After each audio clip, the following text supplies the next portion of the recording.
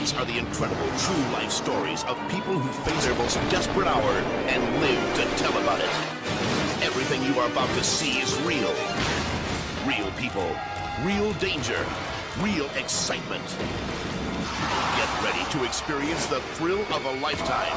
You are about to witness the world's most amazing videos.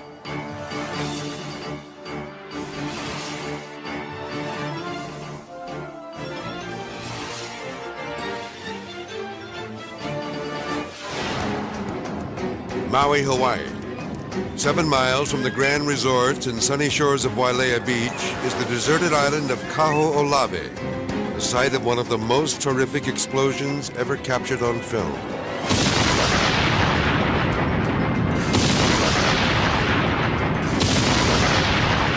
But this tiny tropical paradise is not the victim of an enemy attack. It's the target of the United States Navy. February 1965, 1 million pounds of TNT are detonated to simulate the blast of an atomic bomb. The purpose of this Cold War experiment is to see how Navy ships could withstand a nuclear attack. Several large vessels are anchored close to shore. The monstrous explosion is powerful enough to wipe out a small city. Debris is sent flying more than half a mile into the bay as the ships are engulfed in a thick cloud of dust. Watch as 2 surveillance blimps are blown out of the sky. Cameras mounted aboard the ships record the destruction. The shock waves are mighty enough to rip through steel walls. Heavy radar equipment is sent flying. A life-size mannequin placed on the deck of one ship is blasted off its feet with frightening force. More than a minute later, fragments of red-hot metal continue to rain down.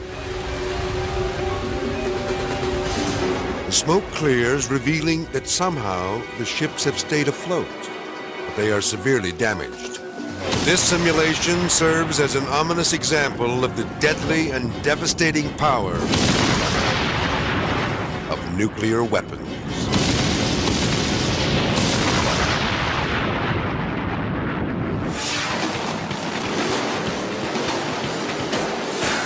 Denver, Colorado. In only a second national event, Don Gay Jr. prepares to take on a veteran racer. The men are strapped into these high-powered funny cars, which can reach speeds of 300 miles per hour in under 5 seconds. They're off. Don suddenly loses control and slams into the concrete wall. The impact knocks him unconscious. Now, with the helpless driver trapped, the dragster bursts into flame. But the worst is yet to come. The car explodes in a ferocious fireball. Let's watch again. 2.5 seconds into the race, Don loses control and slams into the concrete barrier at 200 miles an hour. The spark ignites the highly volatile nitromethane fuel. Now, Don is engulfed in flames. He blacks out and can't trigger the onboard fire control system. In the intense heat, the CO2 extinguishers meant to save his life explode.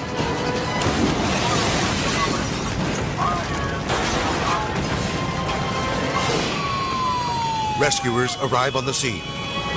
They tear the car apart in a desperate attempt to save Don's life.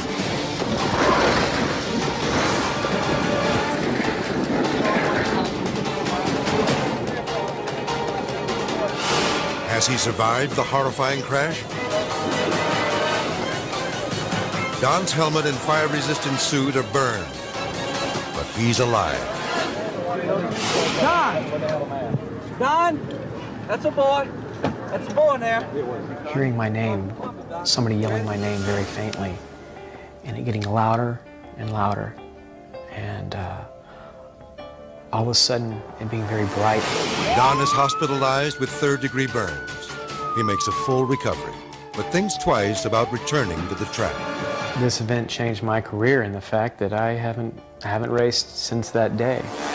Today, Don has retired from the dangerous sport of drag racing. He's thankful to have made it out alive.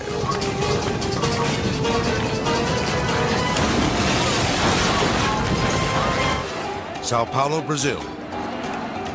Fernanda Viana is being held hostage at gunpoint. The gunman is Leonardo Pereja, an escaped convict who has been sentenced to 40 years for murder. The desperate fugitive is demanding $50,000 and a getaway car. Officers surround the building. But Pereja uses Fernanda as a human shield, cloaking them both in a sheet to prevent sharpshooters from getting a clear shot.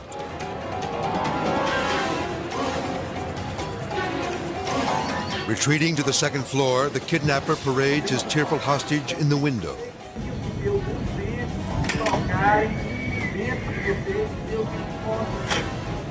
Fernanda cries out for help. After several agonizing hours, police agree to pay the ransom. Pereja allows a negotiator to approach him with a cell phone, so he can confirm that the money has been transferred to a special bank account. But police inform him that until he releases the girl, there will be no car. The crazed gunman is enraged. Suddenly, he opens fire on a crowd of onlookers. Thankfully, no one is hurt. Police finally convince Pereja to allow a volunteer to take Fernanda's place. Luis da Silva, a friend of the young woman's family, bravely steps forward to change places with her. After the exchange, Fernanda is rushed away to be reunited with her family. The standoff is far from over. Pereja orders the police to tape newspapers in the windows of the getaway car to shield him from the view of sharpshooters. When darkness falls, he forces Da Silva into the car. Officers agree to keep their distance, and the fugitive vanishes into the night. Fortunately, the hostage is released unharmed. Pereja escapes, but is captured 2 months later and returned to this penitentiary. But this outlaw isn't about to end his reign of terror. Pereja strikes again. This time, he leads a prison uprising and takes the warden hostage. Once more, he demands a ransom. But he also wants 40 getaway cars, so he can lead more than 100 prisoners in a massive jailbreak. When authorities refuse, Pereja fires into the air, threatening to kill the warden. The terrified hostage cries out for mercy.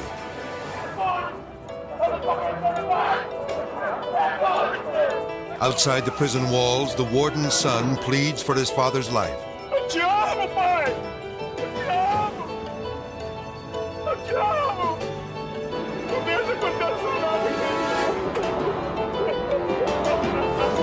Again, the police have no choice but to meet the brazen gunman's demand.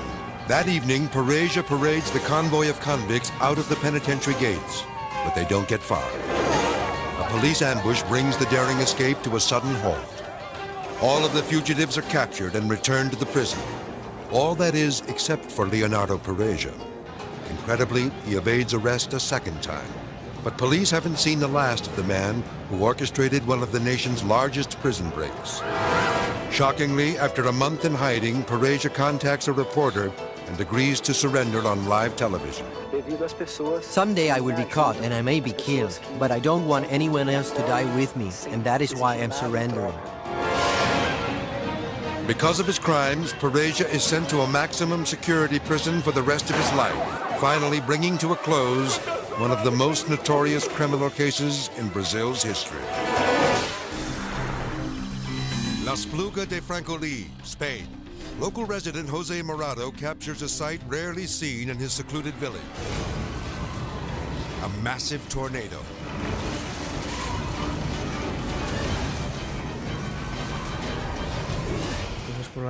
I was in the second story of my house when I suddenly noticed a strange wind. The twister increases in size and strength as it thunders across the countryside. But standing directly in the cyclone's path is the town's main power plant. Suddenly, spectacular explosions of electricity burst within the furious funnel cloud.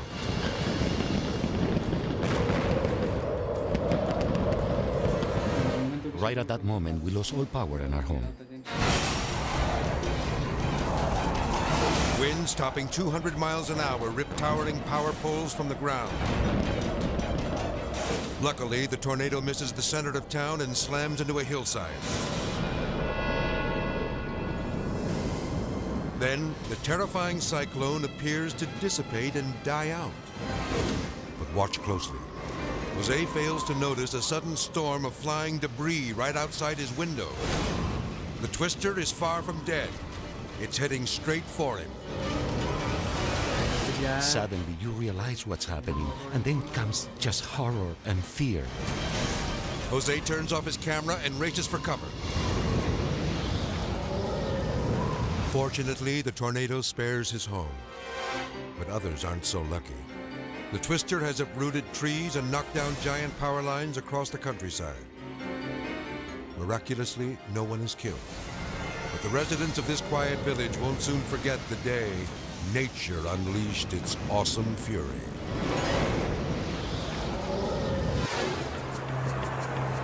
Wilmington, Ohio. State Trooper J. Harold Harker has pulled over 2 men in a truck with expired out-of-state license plates. He approaches the vehicle from the passenger side to avoid traffic on the busy road. Afternoon, gentlemen. Does your driver's license, please, sir? And the... You ain't got it on me right now, sir. Well, what you tell me is if you got no ID whatsoever in this vehicle. No, I don't. Because the men offer no identification, Trooper Harker is unaware that he's talking to Chevy and Shane Kehoe, 2 brothers known to have ties to anti-government militias. At the time of this stop, Chevy, the driver, is also a murder suspect. He is considered armed and dangerous. Sit back here with me a second, sir. Well, I don't want you going and searching through all my stuff. I'm not searching through your stuff, sir. I'm going to put you in my car. Listen, sir, I don't want no problems. I don't. You're going in my car, and I'm not violating you, sir. I feel violated. The officer senses trouble. Inside the truck, the passenger, Shane, is acting suspiciously. He reaches under the seat and watches the trooper through the side view mirror. Just as Harker is about to call for backup, Deputy Sheriff Robert Gates happens to stop at the scene. I noticed that Trooper Harker was motioning his arms back and forth like he was really having a stern talk with the driver. I felt that the trooper may be having trouble with him, so I thought, well, I'll go ahead and I'll stop. Deputy Gates keeps a sharp eye on the passenger, while Trooper Harker waits patiently for the driver to submit to a weapons search. Now, the choice is yours. What do you want to do, sir? But suddenly, the suspect makes a run for him.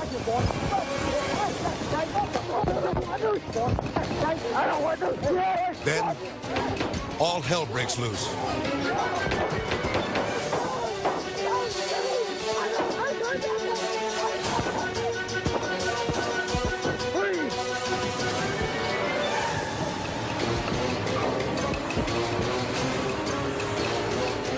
Watch again.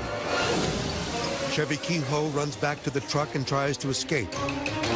While the policemen struggle to subdue him, Shane Kehoe takes deadly aim at the officers from inside the vehicle. Coming up and over top of the seat is an all-black semi-automatic handgun in the hands of Shane Kehoe. He brings it over the seat, starts pointing it towards me as he's leaning across the seat towards me. I have my gun drawn. I fire 2 rounds. After I fire my rounds, you can see Shane jerk across the seat.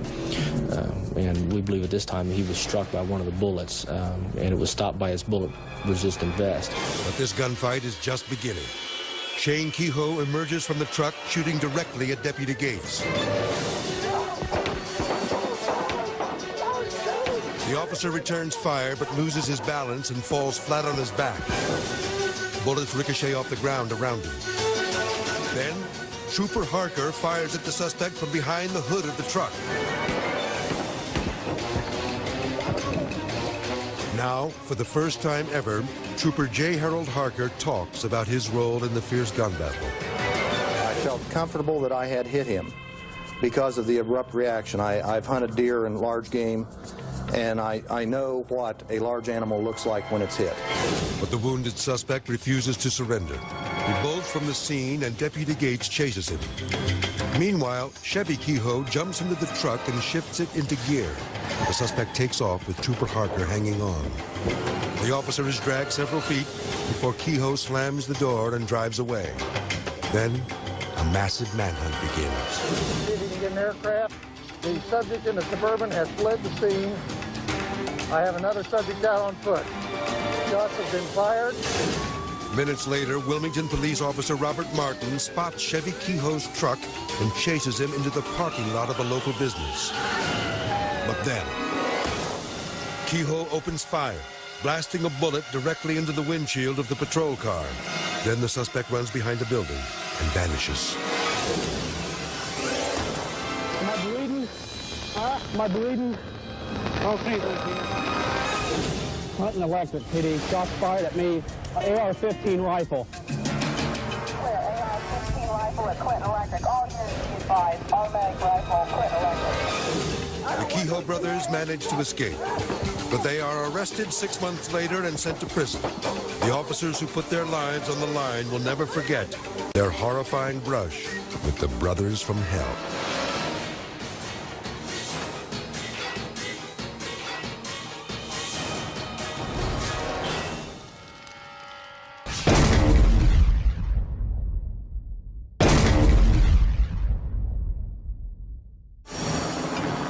San Diego, California, 1995. A man with a history of mental problems has stolen a tank from a military installation. Now this disturbed fugitive is on the loose with a 60-ton killing machine. Air Patrol Officer Todd Jaeger is the first on the scene. These people are completely at the mercy of whoever's in this tank right now. Officer Jaeger and his partner hover high above the horror as the metal monster begins its rampage. The lethal treads reduce cars to piles of twisted steel. Fearful for his life, a terrified driver quickly backs away from the oncoming tank.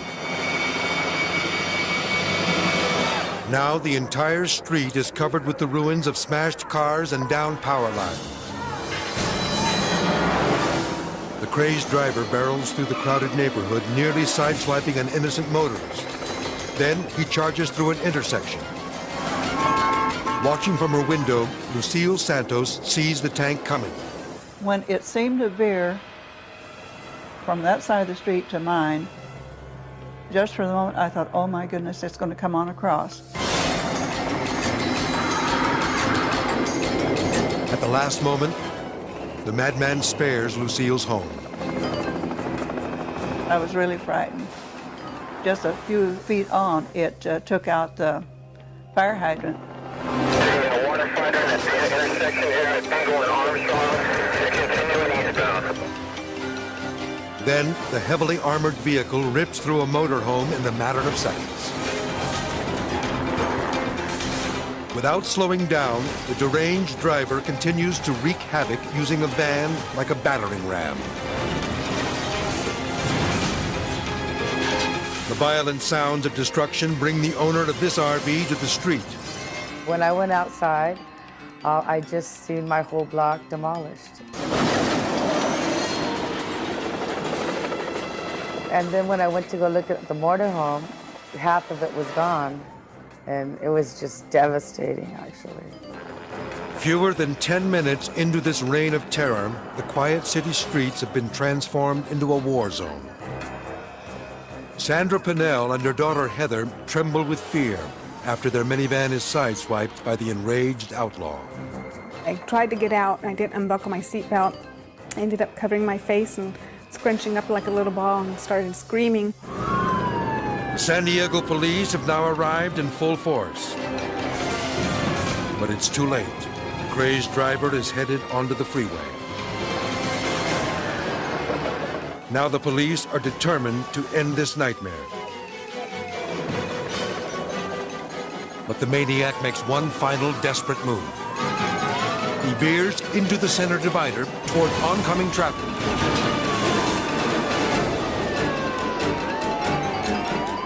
There's no time to waste. Abandoning the safety of their patrol cars, the officers jump onto the moving tank. They force the hatch open, not knowing if the madman is armed.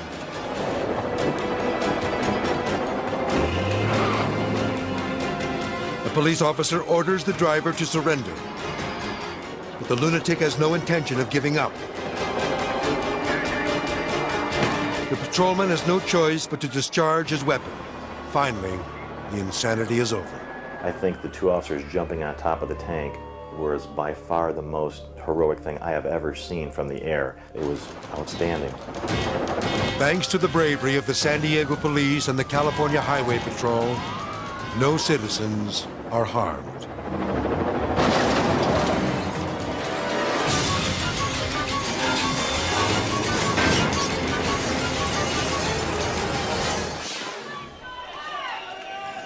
Auckland, New Zealand. A welterweight title match enters its final round. Albert Macho Man Machong in the white trunks is battling his arch rival, Sean Sullivan.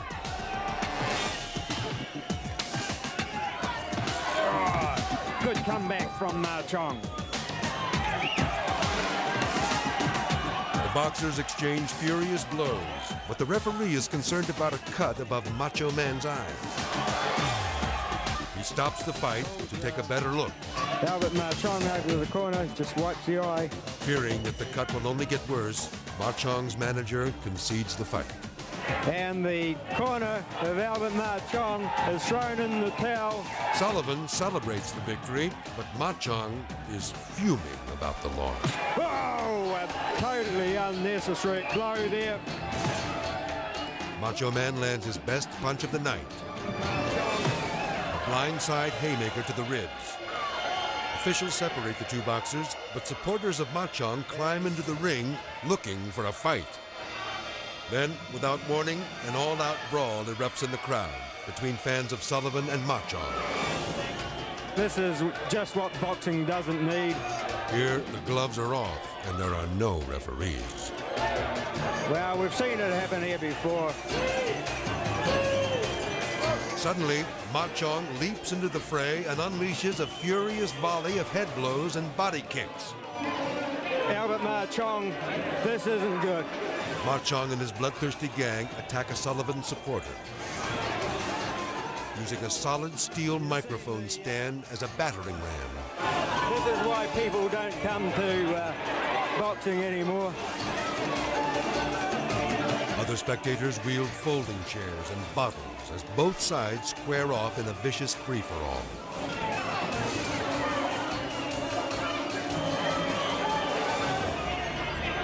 Finally, security forces managed to regain control.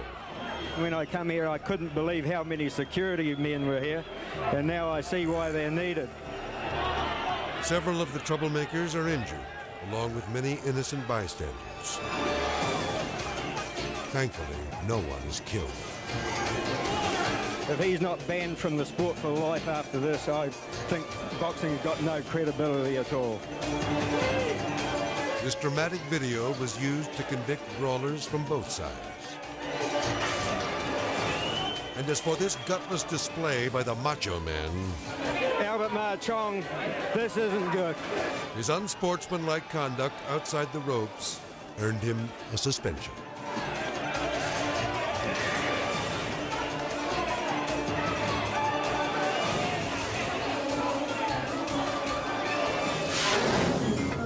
San Diego, California. Two young men try to purchase a bottle of wine at a convenience store. Security cameras record the transaction as the shopkeeper asks for proof of age. The clerk senses trouble. Suddenly, one of the men pulls a gun, and then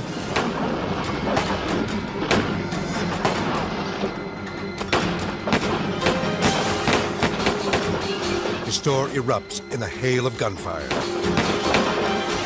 Watch again as owner Norman Mansour is fired on at point-blank range. Remarkably, he's not hit. But Norman reaches under the counter and pulls out a weapon of his own. The robber shoots wildly with his 9mm handgun.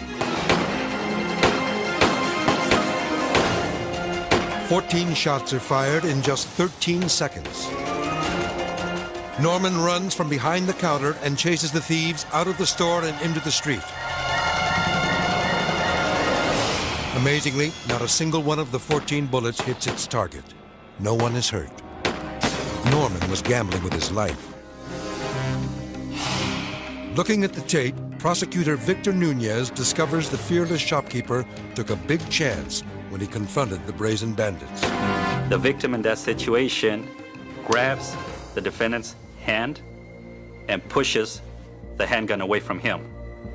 But what could have prompted such a daring move? Store owners just get upset at being abused and being robbed at and taken advantage of. The suspects are convicted and sent to prison. And although he's put his life on the line, Norman Mansour is lucky to have fought back and won.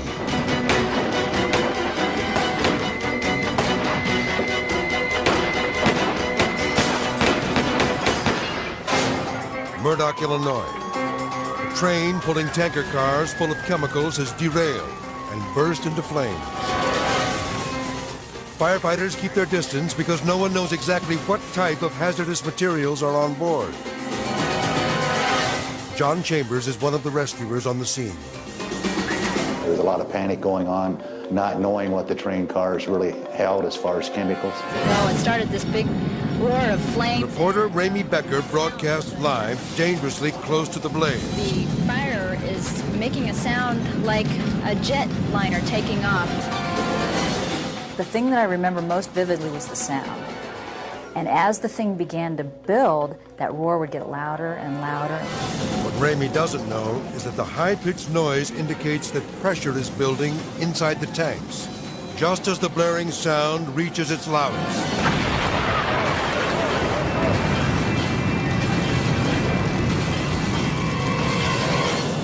A tanker full of propane gas explodes in a colossal fireball.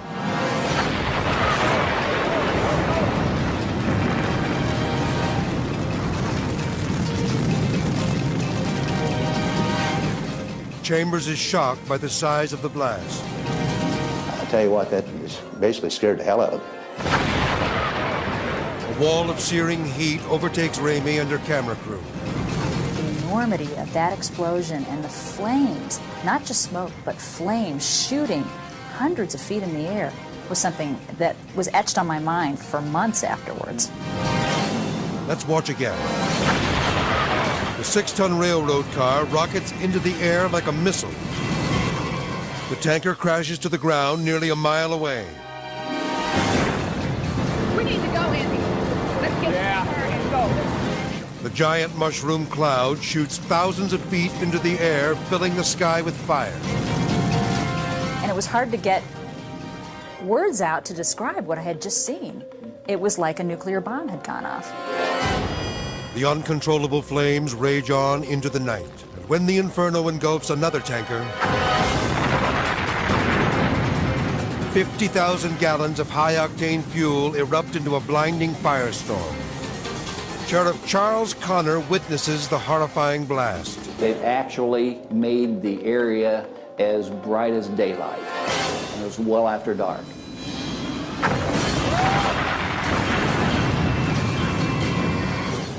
Finally, 72 hours later, firefighters managed to bring the flames under control. But not before it turns the rail yard into a mound of molten metal. It looked very much like a war zone, like a series of large bombs had been dropped. Despite the enormity of the explosions, everyone got out alive. There were no fatalities, so we were extremely fortunate, and I think God was on our side that day.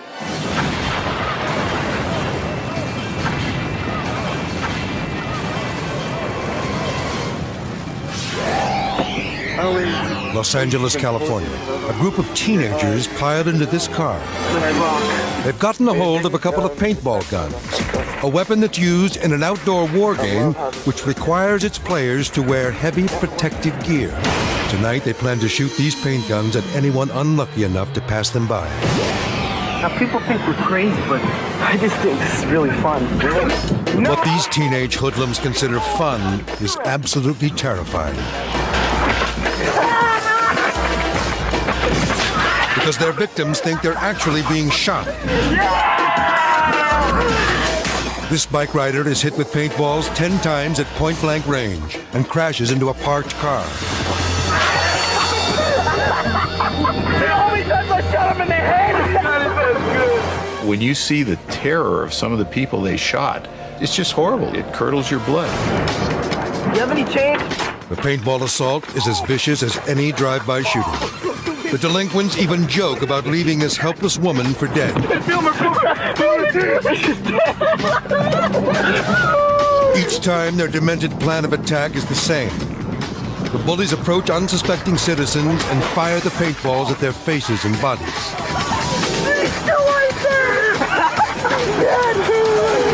This bike rider thinks he's been shot with real bullets. These are physical and psychological terror tactics at their worst. Aim for the face. Okay. You gotta catch, put a spotlight on his face. Oh, do it point blank. The cruel rampage goes on for hours. Oh, no! Oh, get it out! Oh, look at his mouth! Look at his mouth! Look at his head! Look at his mouth, dude! He's crying!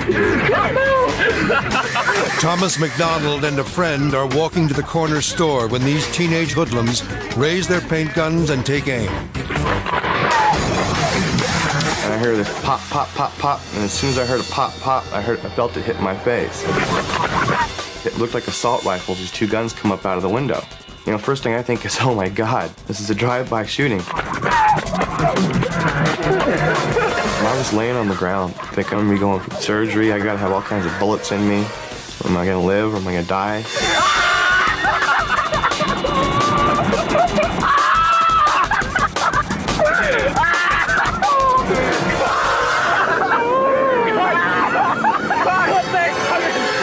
But this next attack will be their last.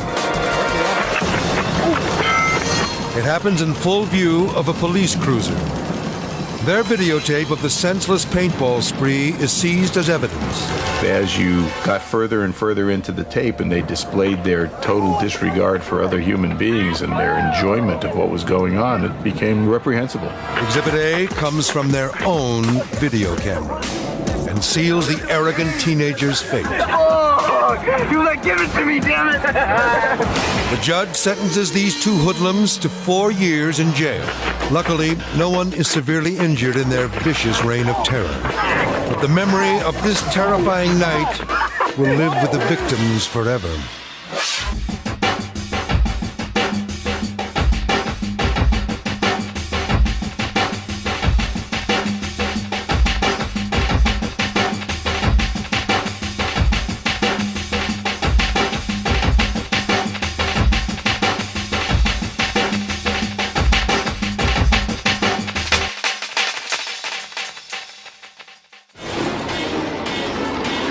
A sprint car race is underway at the Canyon Speedway. But as the cars come around the fourth turn, one racer careens out of control, causing a massive pileup. Then, an even bigger disaster. Watch again.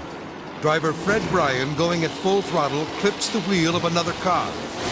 Suddenly, he's airborne. 1,500 pounds of man and metal crash through the protective fence and head straight for flagman Dan Klein, knocking him off the platform.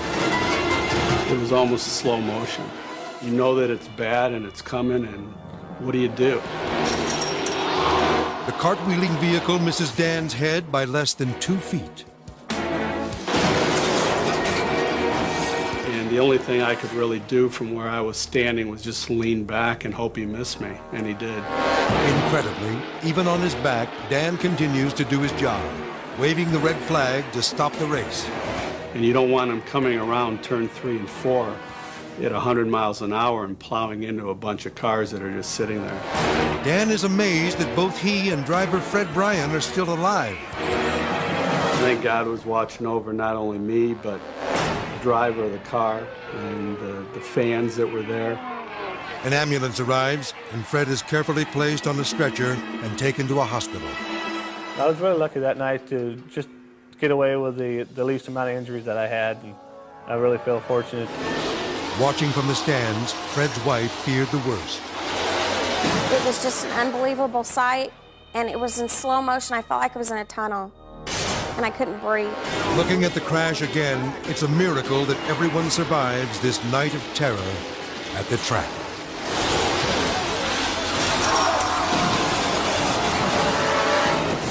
Dnipropetrovsk, Ukraine. Thousands of refugees flee from an unexpected natural disaster.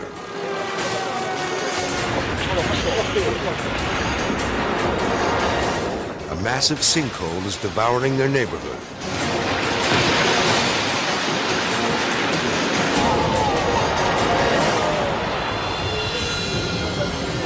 Over the years, erosion has carved out a huge cavern beneath their homes. Now the unstable ground is collapsing at an alarming rate.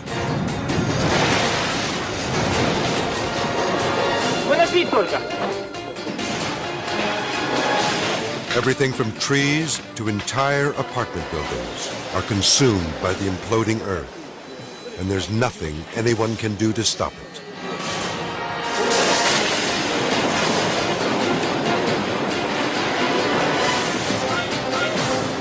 The dust finally settles, revealing a 45,000 square meter crater.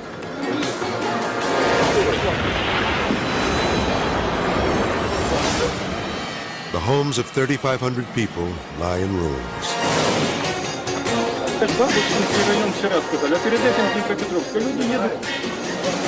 Thanks to emergency relief efforts, these residents will rebuild their shattered lives.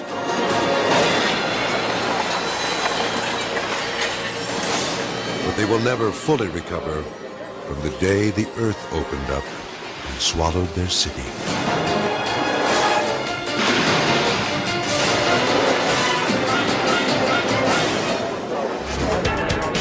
Laverne, California. Two teams, the Guns in blue and the Grizzlies in white, are competing in the deciding game of the Roller Hockey Championship. Late in the third period, one of the Guns crashes into the Grizzlies' goalie. The cheap shot ignites an all-out brawl. But Guns defenseman Jason Hessel doesn't believe in fighting, so he protests by dropping his pants. Jason's coach, Jim Costello, is so focused on breaking up the fight, he doesn't see the striptease begin. I hear a cheer out of the crowd. I turn around and there's Jason Hessel with the pants down. Jason's teammates can't believe their eyes. All of a sudden, here comes Jason Hessel, just right down the middle of the court, ripped his shirt off, down his pants, just skating around naked. I was sitting on the boards, hitting my stick on the boards. I was cheering it on. But not everyone enjoys Jason's form of protest. Someone in the stands calls the cops. Now this hockey player is headed for more than just the penalty box. As he's coming off the rink, he's got all his pads in his hand, he's got his pants up, pulled up, and there are the police. Said, "You're under arrest, put the cuffs on me." There I went. Jason is charged with indecent exposure and lewd conduct. I've never been in a hockey fight. Never really have gotten angry enough to hit anybody, or I'd rather just score a goal and smile. While he continues to display his talents in the rink, he's decided that from now on, he'll keep his body checking to himself. Perth, Australia. Stunt driver Ray Bowman is trying to break the record for the world's longest car jump. 42 vehicles are stacked in a row, 230 feet long. For Ray, this is the most dangerous stunt of his life. 20 daredevils have died trying to accomplish this feat. The crowd at Ravenswood International Raceway is ready. Now for the moment of truth. Ray barrels down the track at 100 miles an hour. He hits the ramp, flying 75 feet into the air. But something goes terribly wrong. Watch again. Ray clears all the cars, but his vehicle crashes into the ground. Let's look at another angle. Ray's speeding machine nosedives into the pavement with crushing force. The 2,000-pound stunt car nearly disintegrates as it skids down the runway. The crowd goes wild, not realizing that Ray is fighting for his life inside the wreckage.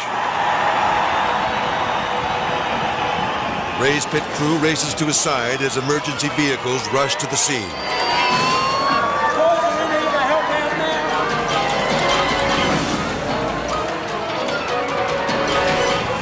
One of Ray's team members leaps onto the mangled metal to rescue his friend. It's hard to imagine that anyone could survive this bone-shattering collision.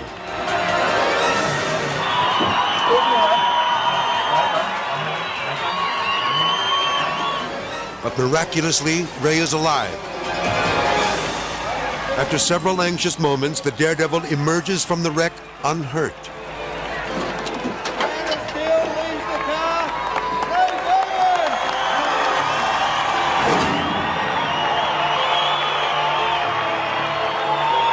He gives the crowd a valiant wave. Looking back, Ray knows he's lucky to have survived. When you're flying a car off a ramp and you're going equivalent to 4 to 5 stories high, and then you're coming straight down and hitting the ground, bearing in mind that you've got 1.5 tons of car that's ramming you into this ground, the risk factor of death is well and truly there. But Ray knew this stunt was doomed from the start. I think that you know instinctively you're in trouble soon as you hit the end of that ramp. As soon as I'd hit then, I knew that we were in big trouble here. Unfortunately, Ray finds out later he didn't break the world record because his car didn't land on all 4 wheels. That won't stop him from trying again. I plan on being a stunt driver as long as the passion's there, because you only live once. In the future, using that passion will allow Ray to raise hell again.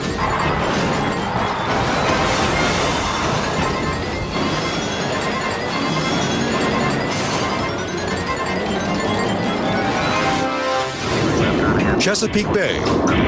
The U.S. Navy is using this F-18 Hornet to conduct a bomb deployment test. Above it, a TA-4 Skyhawk chase plane is filming the maneuvers. As the aircrafts reach 5,000 feet, the weapon is released. But then, disaster.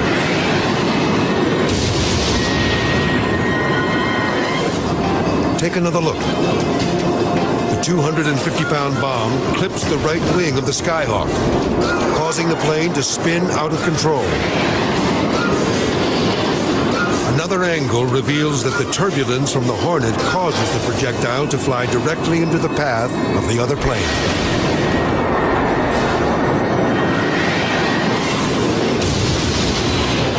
The stunned pilots have no time to react. The pilot of the bomber watches in horror as the Skyhawk plummets to the water below. There's almost no hope that the men could possibly survive.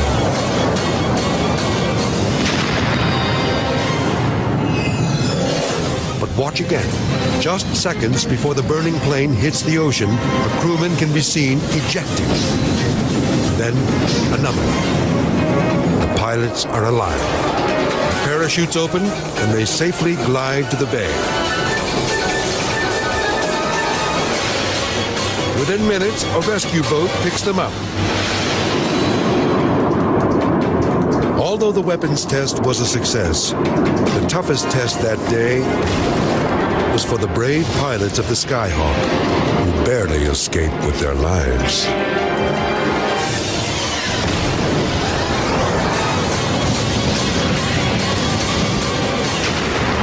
Next time on the world's most amazing videos.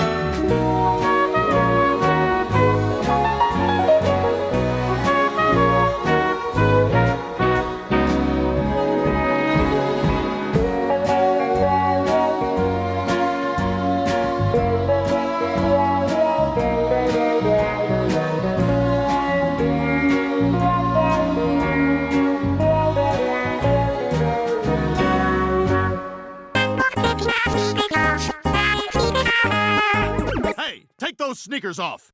Take them off, I said. Ah, let him go. We'll never catch him. Not in these shoes.